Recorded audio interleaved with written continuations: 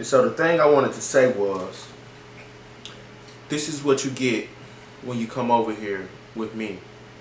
Not just GarageBand, not just the high quality platform that we're mixing and mastering, the high quality tools. That's cool and all, but if you don't know what the hell is going on and how it works, and what you should be doing, what was the point of you buying Pro Tools? What was the point of you buying Ableton subscription? What was the point? GarageBand is free as a learning tool, as a great tool for you to put out real music. This is Apple we're talking about, $1 trillion company. So don't let nobody trick you out your spot as an independent artist. You shouldn't be spending too much money at the beginning of your career at all, honestly. So if you do want to invest, buy a good microphone first. Buy a decent microphone. I have the Rode NT1 microphone that has USB and XLR capabilities. You can go get that for yourself. That's about $200, $250, $300. It's probably a lot more since the semiconductors and the tech race is going on with the AI and the data centers. But however, maybe not, because it's a microphone. So this goes to say, being a professional goes beyond the tools that you're using. It's about how you approach things, you know what I mean? So with guidelines and the baseline, you can go pretty far with whatever tool you have, you know? So think of it as a lot of the guys that you look up to in sports, a lot of the legends in the sports, basketball, baseball, whatever sport, soccer, football, whatever sport, right? Some of the best in those sports, they literally trained with the worst equipment in the worst conditions. Look at Mike Tyson. But look how Mike Tyson came out. You see what I'm saying? So you gotta have that type of dog in you to be able to say, I don't care what you put in front of me when it comes to this mixing, mastering, engineering, audio engineering, recording, and this music, right? I understand music theory enough. I understand technology enough. I understand the psychology of learning enough to say I am enough, and I will provide more value than anybody expected. So this is how we go above and beyond with our expectations. A lot of people look down on me or my approach. I'm not using GarageBand, but look how simple and quick that was. I think it was pretty simple and quick. But once you get your templates and your workflow down, that's what you're working towards. Something bigger than just a good sounding, good song that you find. I finally recorded a song that's great. Now let's make it sound like a hit, sound like it's radio ready. So the next step we're gonna do after we have accomplished a decent sound that we like, and you can spend more time on it. I would suggest you do. But here's another professional tip, a real tip. Your vocal chain and how your mix sounds and how the song ultimately sounds starts at the microphone. The treatment around the microphone, how the artist and your client is, his mannerisms around the microphone, meaning your mic etiquette. You need mic etiquette. Like, are you too close to the mic? Too far? Are you too loud? You know what I mean? And also, clear your throat. Warm up your vocals. Warm up your vocals. Do me. 1, 2, 3. Sing. Do something. Do something to warm up your spirit. Warm up your energy. Warm up before you get ready to record. That's perfectly fine. It's because it's all about energy, and energy comes from your soul and your spirit. Manage that as an artist and as a recording engineer in the studio. Manage the environment. Damn. But yeah, check it out. So our next steps is to pretty much export this how we like it. So a part of exporting this file, we need to do some things. One thing we need to do is create some headroom on the export, because we're for to export it so we can master it. The final step, right? Word. So let me make sure this is recording because I'm getting some good things. That was good. That was good.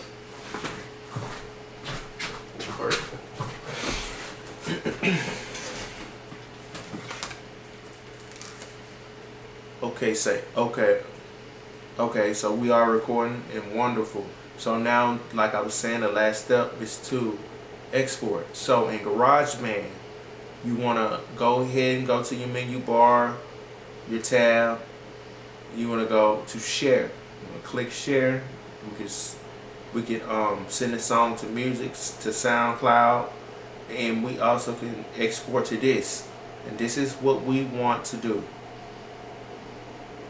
And also you can export the project from GarageBand for the desktop computer, for a laptop. You can export it for, you know, iOS, which is your phone. So you can do that, but we're not doing it. We're gonna go ahead and click export song to this. This is how you're gonna export all your songs, your final mixes. Boom, you're gonna click that. But before we do that, I wanna create that headroom. And the headroom I found to be the best is about 5.2, 5.2. That's on this one and down here as well on the master track. Remember we did this earlier, right? That's the first thing we did, so we don't have to do that anymore. You see, begin with the end in mind. Now that song sounds so full, and we didn't have to wait for the fullness. We put the fullness in, we let it get everything it got, and then we tamed everything, and then we polished it and added some. You see what I'm saying? Now it sounds real good, if you ask me. But now the mastering process is going to allow us to. You remember I was telling you about riding in the car and you need a little headroom, bump our head. Now we're not riding in a car no more when we get to the master. Now we finna upgrade the car to a SUV, to a tank. Now we got ample headroom. We finna change to a double-decker bus. Now we got headroom and it bounce up and down. We bounce in the seat like this. That's how that's what mastering does. It brings out the full loudness of all the tracks together, and it starts with the mix though. So make sure you got your mix sounding good, and also make sure you got your headroom, and make sure you gain staging and your panning. Take your time with these things. Make sure you do your calculations for your reverb and your echo and your auto pitch. So make sure you get that BPM before you start recording vocals. Word. Alright, tell me you're going to do those things down in the comments. So, on export, we want to give it some headroom. So we want to give it some headroom. Like I said, 5.2 was the one that I found to be most comfortable on the export for mastering with Bandlab. So let's go ahead and put everything at 5.2 right here. And boom, got that. Now, let's go up to share. Then we're going to export song to disk. Let's go ahead and knock this out real quick. Make sure we got the right folder selected. We're gonna go with, I don't see it, so graffiti, still standing. That's perfectly fine. We got GB mix. I'm gonna take that date out, even though it's kind of important, but whatever. And we want to do wave, so we want wave for the CD quality, 16-bit uncompressed. You got MP3, that's high quality, but it's not the highest quality. This is the highest quality, but it doesn't. This file type doesn't translate to every device. This one doesn't either. This is more for just DAWs, but this one gives you really good uncompressed sound. So AIFF, if you're working with instruments and you're mixing and creating a beat, and you have to change it from DAW to DAW, these two would be the file forms you would use. But as far as vocals, we can keep it simple. We want wave, high quality, lossless, uncompressed sound. We want that. So, boom, we do that. We press export. Now it's bouncing and mixing. Now you have finally had a course or some time tutorial, little guidance on mixing and mastering, just in general throughout the industry. Because what I just taught you, you're going to be able to carry this into any room, in any studio, on any system. You know what I mean? Maybe you're going to have a learning curve when it comes to analog gear, but right now we in the box. We're digital. So you're gonna be able to carry these principles in this workflow and these guidelines to your next project and impress people. So yeah, I think it sounds amazing. So now we got the export. I'm gonna go ahead and cut the camera and go on over to Bandlab. So on this video, let's go ahead and do the mastering. Now that we like the AutoTune and the mixing and everything we did, the gang staging, go over there to bandlab.com/mastering. Go ahead and click that import your tracks button right there, the big old plus. Click that. Find the export we just did, right? So let's go ahead and slide over to the project folder. Here we go. Let's see what we got. Can't find it yet. Let's arrange it by the date modified. Should say GarageBand mix right there. So let's click that. So this is the mastering process. RP all the real ones out this bit, man. Yeah, I miss y'all nigga for real, bro. Yeah. So yeah. So it sounds pretty decent right now. So, well, the options you got with this free mastering right here is obviously universal. Well, I ain't gonna say obviously, maybe it's not as obvious. You only got these 4 options right here. The first 4 got universal, fire, clarity, and tape. The ones that I found to be the most useful is tape and universal. Brings out the best in the song. It's only 4, not too much thinking you have to do, but you definitely got to use your producer ears to figure out which one sounds best for the export. And this is the first rough mix of this. Actually, this is the second rough mix of the song, because you remember we had it in Studio One. That was the first mix, right? And then I took it to GarageBand. So this is technically the second. Oh, bumped the mic. So this is technically the second rough mix, right? So now that we did this, it sounds real good. Hopefully he like it. I don't know. Let's continue. But we actually got one more rough mix. Let me say that before we continue. We got one more rough mix after this, and then we want to get the opinion of the client or the artist at this point of what we mixed. So we give ourselves 3 chances, and then we're gonna go over there and get their insight, perspective, right, of what you did. You get some feedback, and then you're gonna want to give them a chance to get 1 correction, 2 corrections, 3 corrections, however you pretty much structure your business, your studio time, your workflow, and your offer, however you structure your service. So I do something like that, just being a little thorough. Take your time with it. Ain't no need to rush, but you gonna get that. The goal is to be able to rush the process and still be able to do it with speed and accuracy and professionalism. So don't be wasting your time. So when you're doing it, when you practice, because how you practice is how you're gonna perform. I do mines. I do all my mixing and mastering, so I can take my time. And I'm pretty sure you were in that space too. So take your time with your mixing and mastering.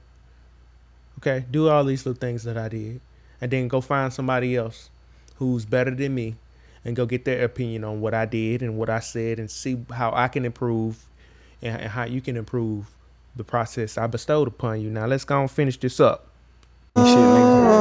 Working bad, fuck a wallet. Got a chicken head for the noggin. Liquor drip in the crowd, you can spot me. On the road, ain't no way you can stop it. I was down on my dick, so I pop shit. I don't work, I just like the deposits. No more winning shopping, I can cop it. Pick it ring, and I still don't like wearing the bling. I like showing my ass when I sing. I did it, I catch it my dream. And I didn't switch up on the team. Yeah, I say it's solid, no motion, no money, check my status, Two different look cane. I'm in my own lane. They think I'm insane. I roll up my pain. I'm a part of the game. If you get what I'm saying, then I'm still standing on. But I'm still standing on. Two different locations. I'm in my own lane. They think I'm insane. I roll on my pain. And I'm still standing on. Yeah, I'm still standing here. Yeah, I'm still standing here.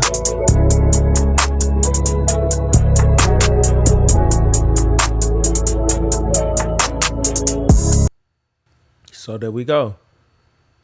So on this rough mix right here, I think the mastering that sounds good is the tape. And I also hear some things that I think I want to correct myself.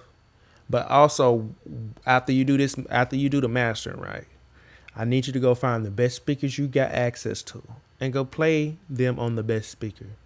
I want you to have the mastering, and I want you to have the rough mix, right? You're going to have the rough mix that wasn't mastered, the one we imported into Bandlab to get mastered. I want you to compare those two, right? And then you can see the difference of what the mastering does. Now there's a way you can master in GarageBand, and I already showed you that. I showed you that at the very beginning.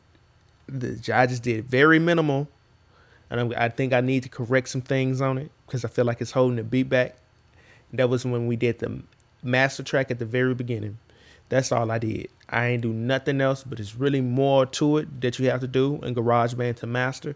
And I feel like, hey, now we're just going into a territory. Hey, we can get to the mastering and understanding the mastering after we mastered our craft with the mixing. And then when we get to the big tools, we could get to the mastering because that's who really got the mastering tools. It's like, you know, the good software. Now this is a free way. Now this is a free part of the workflow. I promise you're gonna sound better than people on Bandlab with Bandlab quality too. Like not necessarily quality, meaning that you're gonna be way more comparable. You're gonna be way more distinct, like than the Bandlab guys. I'm trying to tell you. Everybody know when somebody record that shit on their phone with the headphones. They know. But some people who mix it right, you can't tell. But look, it's all about how your treatment in your room is. That matters. And it's about your vocal chain. How you recording, how far you from the mic, what type of mic you're using, what type of software you're using, what type of computer you're using, what type of interface you're using, what type of hardware you're using, software, DAW. All that is a part of the vocal chain. What type of plugins you're using, that's all a part of the vocal chain. So don't forget, we came here to learn and comprehend some things. So make sure you go ahead and export this. All right. Make sure you go ahead and download that. We're going to download that right there. Give it a different name so we know which one it is. And then we could be able to go from there. So we're going to call over master, Bandlab, and then what type of mastering it was, tape. So now we got that out the way. Man, look, we have made some really good progress. And I hope you stayed long enough through my antics, my cracking up, my mistakes. And, you know, hey, look, nobody is perfect. It's like I tell people. Practice don't make perfect. It makes sense. So why wouldn't you do it? Because how you practice is how you perform. So, well, you know, get your reps in. Stop. Don't shortchange yourself. Don't trust. Anyway, man, look. Put in that work, man. Yeah, that's how we do it. Got it right there. Let's listen. R.I.P. all the real ones out this bit, man. Yeah. I miss y'all nigga for real, bro. Yeah. See, that AutoTune a little rough. But we ain't hear it at first when we was in GarageBand. We thought this was a pretty good AutoTune, but it's a bit rough. It's coming in hot now. You know what I mean? So check it out. Probably gonna change that. You did little Kane shit, nigga. For real. Graffiti. Going crazy. Yeah. Two different locations. I'm in my own lane. They think I'm insane. I roll up my pain. I'm a part of the game. If you get what I'm saying, but I'm still standing on. But I'm still standing on. Two different locations. I'm in my own lane. They think I'm insane. I roll up my pain. But I'm still standing on. But I'm only in it for for the profit. This a Birkin bag, fuck a wallet. Got a chicken head for the noggin. Lift drip in the crowd, you can spot me. On the road, ain't no way you can stop it. I was down on my dick, so I popped shit. I don't. Yeah. Just like that, we done did it. That junk sound good. I look. Yeah. Let's see what else we can do.